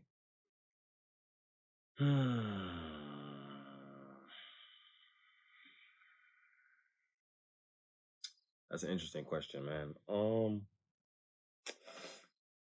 That I haven't, or that I don't know. Josh Blunt, it's my guy. He's amazing. I think he's dope. I've done with some tracks with 2-4. You know, we talked about doing some more work. But you know. Other producers, EastLane Donte. He, you know what I'm saying, he's getting back into this thing, so I want to work with him some more. Some other producers. I wouldn't mind working on some shit with Shump also. Joe Shump. You know what I'm saying? Shump got some shit. Shump has a great his beat selection is actually really great. Yeah, I feel like he brings a certain energy. Yeah, so that's the word, energy. I feel like, you know, the collab between the two would be dope. I think just the type of shit we would be able to make would be different, but you know, see what happens with all that. I don't really know, man. Oh no, this is Kid Eli. The Kid Eli. I want to work with him too, man. I think he's dope. I think he makes a lot of good music also. If you can see somebody else other than yourself making it from your home state, like what artist do you see being up next from home?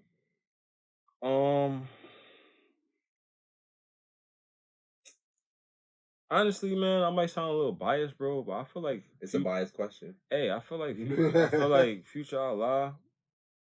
I feel like, yo, he's like, honestly, bro, I feel like he's one of the most consistent. I feel like he's one of the most like iconic out here.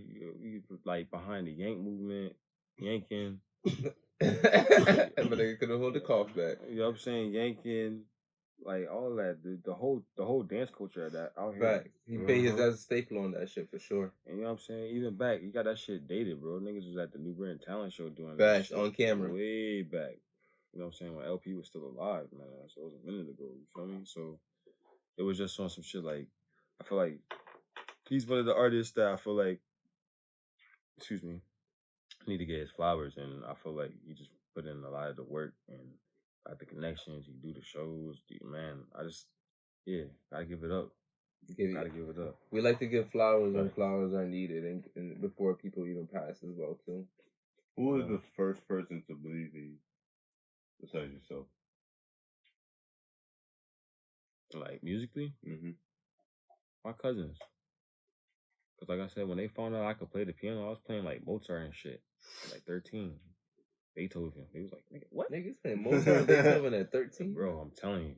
I had like that I had a keyboard that was like laying up and showing me how to move my hands and all that shit. I was learning early. Got it. Yeah. They said Beethoven was black. Do you believe it? Yeah. You know what else got that murder rhythm? They said Basquiat was black. Basquiat was black. He is.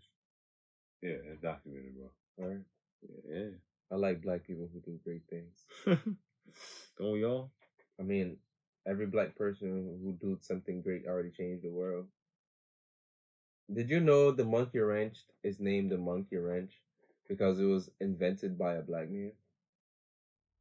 Wow. I did not know that. I'm dead serious. The only reason the word monkey is attached to the word wrench is because it was created by a black man. If I'm not mistaken, this black man was a heavyweight champion. He was actually one of the first black heavyweight black champions of the world. I forgot his name. John Johnson? I think so. Yeah, he came up with the monkey wrench. Yeah, and because he was a black man and he actually got a patent, and that's why they couldn't like downgrade it or anything like that. It was patent. He did it the right way and everything. So the only way they had a way to little Snyder on it was to attach the word monkey to it. So his name. It's funny because I think black people have some of the most societal changed inventions, like the light, the traffic light, rap music, black refrigerator, the refrigerator, the air conditioner, rap music. Who's the guy that made the filament? For light bulbs as well too. Yeah. A black man came up with the idea of the arch. Yeah, the arch, and Benjamin Banneker. He was a huge component to that shit. You know what's so fucked up? What's his name? George Washington Carver, right? He's known for like just peanut butter, but this man was literally a fucking botanist. Yeah, he found out mad uses for peanuts. Not even just peanut butter. He found like over like 1,000 uses or some shit like that. Like, yeah, we look over the fact that this man literally was a scientist with plants and could make shit out of it. Wasn't he president at one point? Bro, they say he used to talk to plants. Like, legit. He could talk to plants. Yeah. That's a superpower right there. I love talking to plants. I do, nigga. I'm dead ass. When I be seeing my niggas pop out of the ground and just seeing the seedlings just grow up, that's a blessing right there. Honestly, gardening has been one of the most life-changing things for me mentally. I've learned a lot of things just from gardening, like patience. I think that was the biggest key for me. Patience is the hugest thing, because I've never been a patient guy. I like things when I want it. Instant gratification. Yeah. Mm-hmm. I don't like the word gratification because I don't want it just for gratification. I just want it because I want it. You know? No real intention for it sometimes. Just because I want it, I should be able to have it. But now I'm at the point where it's like, you know what? Just because you want something right now don't mean you even deserve it. So, I just watching the plants grow, like every day I watch and you just expect growth, and then we see growth. It's like now you're just watching the growth. Right. So it's like stages to it. And I look at that with everything in life now, you know? And like you're just laying the seeds. And then you're not seeing it grow, but it's growing. Right, it's moving. It's shaking. But when you finally see it, you can actually do more stuff to make it grow better, make it grow faster. True. You know, you can accelerate the growth in different ways. Right, you can cater to it. Exactly. You can have different love to it. You can see how it's growing. You know, what's making it grow the most. Like, those the type of things. So it made me, apply that, to life. Because, shit, man, life is depressing at times when you let it, Joe. Yeah. Life can bring you down. It definitely can bring you down. Especially as an artist and a creative. Life can make you feel like being an artist and a creative and not having things go your way at times when you expect it to go your way. Like, when you feel like you had a great idea, you just did something great, but the results wasn't what you was expecting because of what your intentions was from it. It disappoints you. Yeah. It puts you in a whole place where you feel like, I don't even want to do this shit no more because niggas only get this shit. Yeah. You know? Definitely. How do you get past shit like that? Those type of thoughts. I think the best thing to do is just to stay active. Like, Because a lot of times, shit be in your head. Like, it's perspective, again. So, because you feel like that doesn't mean that the next person look at you like that. Right. Or even the next 10 people look at you like that. Like, you may be the only person that have that perspective and feel like... Most times, you're the only person that have that perspective. And you're right. Sometimes you got to get out your head. So, I think one thing, too, is just, like, not to pay attention to, like, the numbers, We get so caught up in numbers and what people would say and how the reaction is and all that shit.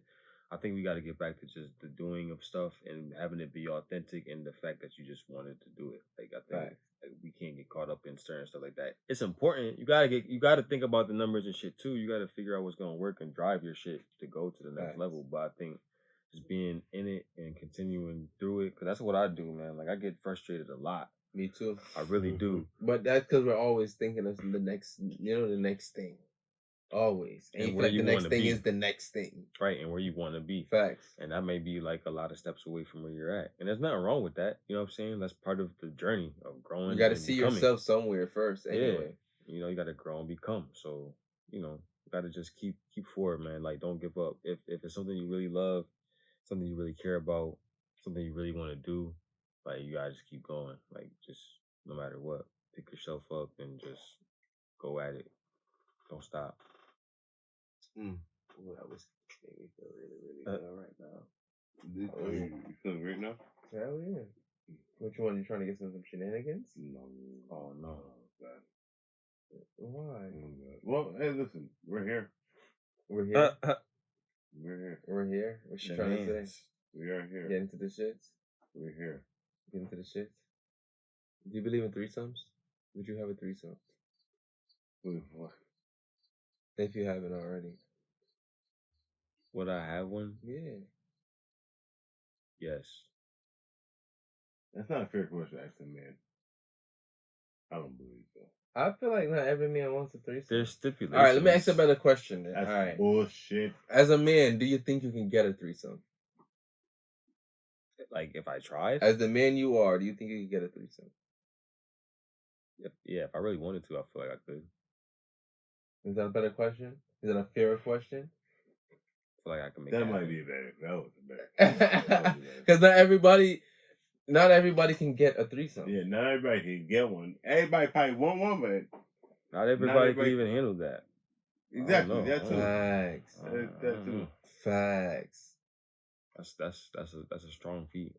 Because the fact that if you can't conquer one, what makes you think you can take on two or more?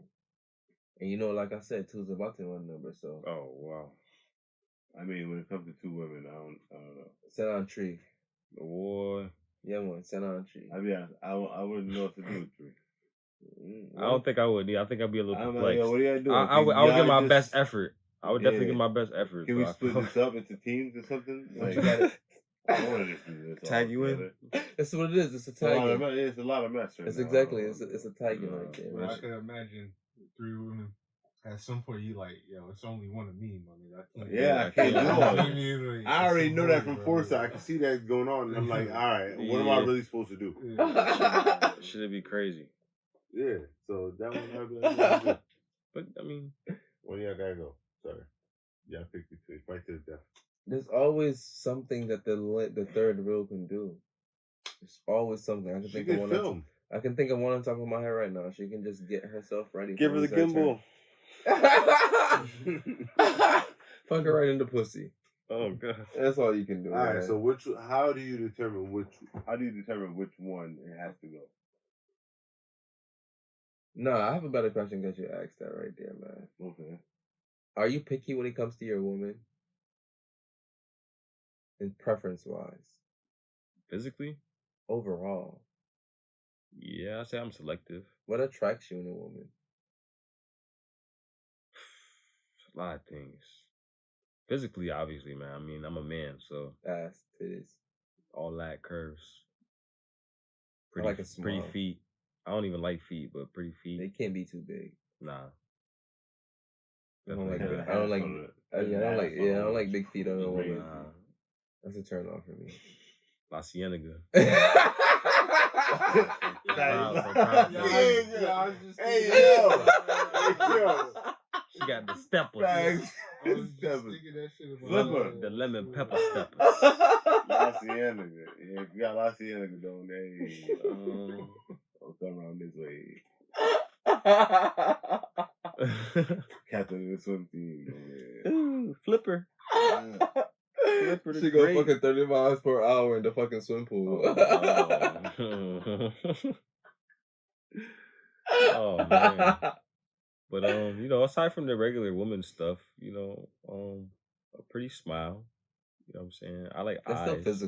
That's still physical. I mean, but I'm talking about the regular like ass. The non-sexual shit? Yeah. But outside the physical shit, what attracts you to a woman? Oh, I like drive. Like that's one thing I feel like a woman's gotta have. Like you gotta have some type of drive. I don't want somebody that's gonna want to just sit around all day and be doted on. Like I'm gonna dote on you because you're my woman. So like that's that anyway. But like I don't want somebody that's just like expected. Like I don't want a damsel in distress. Doted. Huh? Doted on. What the fuck is doted mean? Like to be like, let me hold your purse, babe. Let me. I'm gonna, like it's borderline simping. Like some of that is stuff that you're supposed to do, but it's like. Yeah, it's like you're almost like you're there to kind of like accessorize her. Like, babe, you want my nuts while you go outside and get some dinner for us? I get what you're saying. Yeah, like doted. Pretty much, your dick is detachable. Yeah, like, and don't get me wrong, because like I said, it's a thin line. You're supposed to do certain shit like that. Yeah, but don't. Yeah, there's an approach to it. Right. There's an approach to it, you know. But to me, making your woman feel like a number one is priority when you decide somebody is gonna be your number one. Facts. Oh, got to. And then I'm gonna go a little bit deeper and a little controversial and say this: even when you're in a committed relationship, if you're gonna cheat, never make your number one feel like number two. Oh, that's how you're supposed to do it if you do it. That's what I'm gonna say. I don't know nothing about that myself personally. I mean, cheating is only when you get caught. It's like being a criminal. You're only a criminal when you're labeled it. I'm with Quell, man. Black men don't cheat, man. We loyal as hell. I guess I'm not speaking for black men. Nah, hey man, listen. Do what you do. Other men out there who aren't black, are you cheating? You are a single man. You can do whatever the fuck you want. That's why I speak the way I speak. Exactly. So the perspective is a little bit different. Exactly. You know exactly. I'm speaking for the single men out there with no consequences. Hey, single man, you ain't cheating. You out there living your life. Have fun. Man. Do what you gotta do, my brother. Right. My nigga, if you have to give community dick for 1 year, do it just to feel alive. Have fun. Do it. It's your life. Hey man. As far as me, it's him. Black men don't cheat. Yeah, man. When I'm in a relationship, I'm in it, man. That's me. I don't know. My crotch is that. I don't have multiple crotches. Not the multiple crotches, but my one crotch is. Do you believe in polygamy? I do, but I think it's very strict. I feel like polygamy, in the way that people think of it, is different than how it's meant to be. What they want isn't what they're supposed to want. I think people just want threesomes. Yeah, I think it'd be shit like that. I think that's what they think it's gonna be. They want threesomes and the bill split 3 ways. Yeah. Fucking each other all day. Like polygamy is really supposed to be about like building a community. Unity, so like, bro. But you notice that's their only explanations of why they want polygamous relationships. Because they just want to fuck. Either fucking or financial reasons. It's like, but outside of that, why do you want a fucking threesome? I mean, shit. My nigga, why do you want a polygamous relationship? My nigga, if you is making $60,000, you cannot have 2 wives. I promise you. You can't. Facts. Is it possible? Try it. No, you don't try. You can have one. Have one. Yeah, you. Hey, I ain't gonna try to put my finances out there, but I got one. So it happens barely. I don't know what the real status is like. She might not really like me. So, feel me? She probably just sticking around for the kids at this point. Yeah, at this point, I don't know. Like, damn, I'm already this deep in. I might as well just stick around. Right? But if you making $60,000, my nigga, you cannot have 2 wives. It don't work like that. Do you feel like your wife ever look at you and just think in her head, this nigga ain't even shit? Probably. I look at myself and say that shit. I'm like, man, nigga, what's wrong with you? You don't have no emotion. You're detached. That's what I say. I'm like, you're detached, nigga. You need to go see a therapist. Hey, ain't nothing wrong with that, man. That's self-realization if that's the case, and that's healing. You know, that's the thing. That's the thing I like about myself. I realize the shit that I do. If your wife, I just still do it. If your wife attempts to leave just for attention, are you following? Attention. Fuck is attention. Right. Why is she attempting to leave for attention? What's going on? I'll give you attention. Lock these doors. Put that chain on them motherfuckers. You get all the attention you want. You bang on these doors. Cops over here. Fuck that shit. I ain't calling them neighbors, dude. Why you banging on the door so hard? Damn. You should have left in the first place. Yeah, why you leave? I told you I need security amongst everything. Officer, I don't know this woman. I've never seen her a day in my life. You let the press charge? I don't know yet. No. Would you let your woman go to jail for a night just to teach her a lesson? Nah, I ain't that's OD. I know there's some niggas that'll probably say yes. Nah, she not my woman. That's not no, you know. It's a little different. You might get some punishment.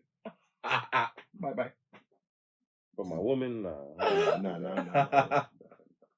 Why do you think women like toxic niggas? Because it's exciting. What's exciting about toxicity? I don't know. The drama. The drama, man. Some people like drama. Some people just filled by drama. Like that's why that's why they watch reality TV. Yeah. I've learned women like drama that's not theirs. Yeah. That's their favorite That's drama. the best type of drama that's for their any favorite drama. But for anybody, not even for a woman. Yeah, that is true. For niggas too. Niggas love to be like, yo, you see the niggas going crazy with the niggas go.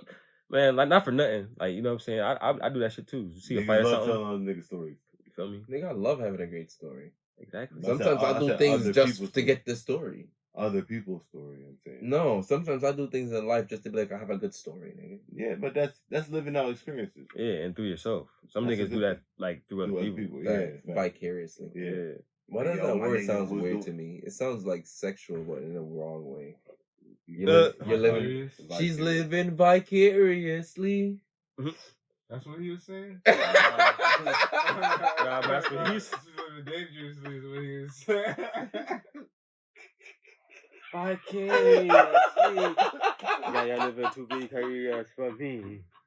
Oh God. I joke, man. That was a good one. Vicariously.